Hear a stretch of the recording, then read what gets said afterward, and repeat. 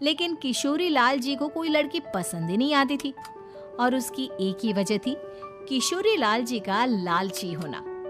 उनको लड़की वालों से मोटा दहेज चाहिए था और इसी चक्कर में एक दिन वो एक बहुत पैसे वाले के घर अपने बेटे का रिश्ता लेकर पहुंचे। उस आदमी का नाम था ओम प्रकाश। देखिए किशोरी लाल जी, मेरी एक ही बेटी है और मेरी सारी संपत्ति जायदाद सब कुछ मेरी बेटी नैना का ही है। पापा, नाम से लगता है बहुत खूबसूरत होगी। कितना अच्छा नाम है ना, नैना। ओ, वैसे बात तो सही है आपकी। अब इतना पैसा है, जमीन जायदाद है, इकलौती बेटी, आप भी क्या करेंगे? सब कुछ उसे ही देंगे ना। बिल्कुल ठीक पहचाना आपने। बस बेटी की शादी और सारी जायदाद उसके नाम। पापा, बिना देखे हाँ कर दीजिए ना। इतना अच्छा रिश्ता फिर कहाँ मिलेगा? माला माल हो जाएंगे हम। मैं अपनी बेटी को बुलाता हूँ। अरे नहीं नहीं नहीं नहीं, आपकी बेटी का नाम नैना है, सुनकर ही लगता है बहुत सुंदर होगी। रहने दीजिए अंकल, मैं तो आपकी बेटी के नाम से ही इतना खुश हो गया हूँ कि उसे बिना देखे शादी करने को तैयार हूँ। अब तो मैं उसका चेहरा सीधे शादी के बाद ही देखूंगा। और इस तरह राघव नैना का चेहरा नहीं देखता और उससे शादी कर लेता है। शादी के बाद अपनी सुहाग रात पर जब राघव नैना का घूंघट उठाकर देखता है तो नैना की आंखें बंद थी। कितनी खूबसूरत हो तुम नैना, जरा अपनी आंखें खोलकर मेरी तरफ देखो तो सही। नहीं, मुझे शर्म आती है। अरे, मैंने तुम्हें शादी से पहले भी नहीं देखा और अब अगर तुम आंखें खोलकर मुझे देखोगी भी नहीं तो मुझे अच्छा कैसे लगेगा?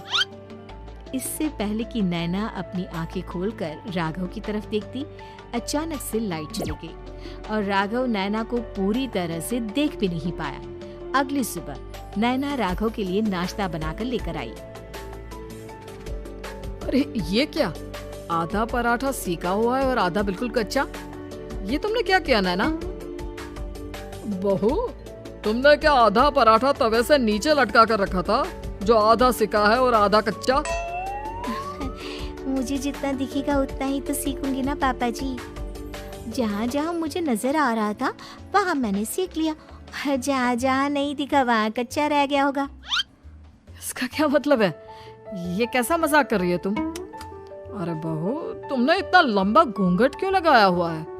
देखो, हमारे घर में बहुओं को बेटी की तरह रखा जाता है और फिर तुम तो इतना सारा माल लेकर आई हो। देखो, ये घूंघट डालकर रखने की कोई जरूरत नहीं है। हाँ नैना, पापा जी ठीक कह रहे हैं, तुम तो आराम से रहो, अपना ही घर समझो। नैना अचानक से अपना घूंघट उठा लेती है। अरे ये क्या पापा, नैना की तो एक आंख फूटी हुई है। नाम से नैना, लेकिन ये तो कानी बहू निकली। मेरे साथ धोखा हुआ है, धोखा। बिना दिखाए अपनी काली लड़की मेरे संग ब्याह दी। मुझे काली बीवी नहीं चाहिए। मुझे अभी ओम प्रकाश जी से बात करनी पड़ेगी। आखिर उन्होंने मेरे साथ ऐसा किया क्यों? अरे, आप लोगों ने ही तो पापा से कहा था कि आप लोग शादी से पहले मुझे देखना नहीं चाहते। अब मेरे पापा पर क्यों इल्जाम लगा रहे हैं? अरे लेकिन उन्हें बताना तो चाहिए था ना कि तुम कानी हो, एक आंख से तुम्हें दिखाई नहीं देता। किशोरी लाल और राघव नाराज होकर ओम प्रकाश को अपने घर बुलाते हैं। पापा जी, ये आपने क्या किया? शादी से पहले बताया क्यों नहीं कि नैना की आंखों में परेशानी है? अरे, आप ही ने तो लड़की देखने से मना कर दिया था। और लेकिन आप बता तो सकते थे। आपको तो हमारी बेटी की प्रॉपर्टी चाहिए थी, वो भी पूरी की पूरी। अब क्या हुआ अगर उसे आधा दिखाई देता है? प्रॉपर्टी तो आपको पूरी मिल गई ना। अरे ये क्या बात हुई? मेरी शादी प्रॉपर्टी से नहीं, आपकी बेटी से हुई है।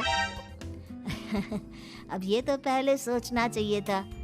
तब तो मेरी प्रॉपर्टी देखकर तुम्हारी जुबान लप लप आ रही थी।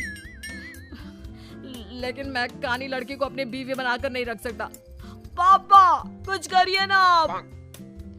हाँ, करता हूँ। देखिए ओम प्रकाश जी, आप हमारे साथ ऐसा नहीं कर सकते। और तुम देखो, अगर तुमने मेरी बेटी से शादी तोड़ी ना तो जो भी प्रॉपर्टी मैंने तुम्हें दी है वो तो पूरी की पूरी वापस ले ही लूंगा और आधी प्रॉपर्टी तुम्हारी भी लूंगा। अरे मेरी आधी प्रॉपर्टी भला क्यों लेंगे आप? इसलिए क्योंकि मेरी बेटी को आधा नजर आता है और उसकी नजर अभी तक तुम्हारी आधी जायदाद पर ही पड़ी है। अब तुम उसे घर से निकालोगे तो कुछ तो लेकर जाएगी ना। और अगर हम आपकी बेटी को अपने घर की बहू बनाकर रखे तो? तो तुम्हारी पूरी प्रॉपर्टी तुम्हारी ही रहेगी और जो मैंने तुम्हें दिया है ना उसमें से बस मैं आधा लेकर जाऊंगा। अरे लेकिन अब आप अपनी दी हुई प्रॉपर्टी में से आधी वापस क्यों लेकर जाएंगे? अगर मैं आपकी बेटी को अपनी पत्नी बनाकर रखने को तैयार हूँ तो? इसलिए ताकि भविष्य में अगर तुम मेरी बेटी को धोखा दो तो उसके पास कुछ तो रहे जो पति का हो। वैसे मेरे पास तो बहुत कुछ है लेकिन अपने पति की कोई निशानी तो उसके पास होनी चाहिए ना। अब अगर तुमने मेरी बेटी को कहानी कहा तो तुम्हें प्रॉपर्टी भी कहानी ही मिलेगी, पूरी नहीं। जमाए राजा। किशोरी लाल और राघव समझ चुके थे कि वो पूरी तरह फंस चुके हैं और अब उनके पास वहाँ से निकलने का कोई चारा नहीं है। अब समझ में आया ना, लालच बुरी बला होती है। एक तो तुम्हें प्रॉपर्टी मिली, ऊपर से बीवी मिली, उसमें तुम्हें नखरे भी दिखाने हैं। आए बड़ी, चुपचाप बैठो दोनों। कुछ दिनों के बाद नैना राघव की कार लेकर बाजार घूमने निकलती है और जब कार लेकर वापस आती है, ये क्या? एक तरफ से मेरी गाड़ी पूरी खराब हो चुकी है। लगता है तुमने मेरी गाड़ी को किसी दूसरी गाड़ी के साथ एक्सीडेंट किया है। अरे अरे कितना बड़ा नुकसान कर दिया तुमने बहू। वो क्या है ना पापा जी, मुझे एक आंख से दिखाई नहीं दे रहा था, सामने से गाड़ी आ रही थी। मुझे तो सिर्फ आधा ही दिखाई दिया और वो गाड़ी मेरी कार से रगड़ती हुई निकल गई। अब मैं क्या करूं बताओ? आप इसे ठीक कराने के पैसे कौन देगा? तुम्हारे पापा? तुमने मुझसे इस तरह से बात की? अभी रुको। नैना राघव की शिकायत ओम प्रकाश को कर देती है। देखो राघव, अब जो मेरी आधी प्रॉपर्टी तुम्हारे पास थी ना उसमें से आधी और मैं लेकर जाऊंगा क्योंकि तुमने मेरी बेटी को डांटा।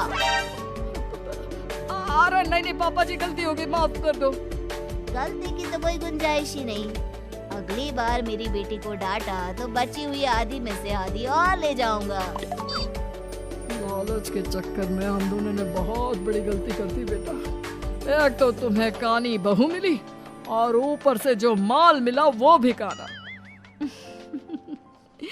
इस तरह राघव की हर एक गलती पर ओम प्रकाश उसकी प्रॉपर्टी का आधा आधा हिस्सा लेकर अपना सारा माल वापस ले गया और राघव को कानी बीवी से काम चलाना